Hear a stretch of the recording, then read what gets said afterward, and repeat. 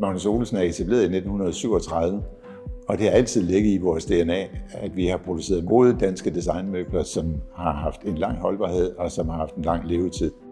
Vi tilmeldte os klimaklar produktionsvirksomhed, fordi det var en vigtig del for os at kunne dokumentere det, vi rent faktisk gør, at vores produkter har en lang levetid, men også at kunne dokumentere, at på den måde, vi producerer dem på, er så hensigtsmæssigt som overhovedet muligt. Derudover så er det vigtigt for os, at vi kunne identificere nogle forbedringsmuligheder, og en række af dem var ikke særlig synlige for os, inden vi gik ind i det her projekt.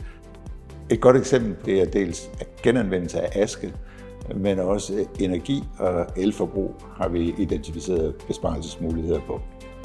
Og så er vi jo meget bevidste om, at vi er en del af en værdikæde for andre virksomheder. Her har det været en god ting at være med i et forløb, som har været fælles for TMI, altså for hele vores branche, træ- og møbelindustrien. Fordi nu står vi med et fælles sprog, som vi kan tale med hinanden om.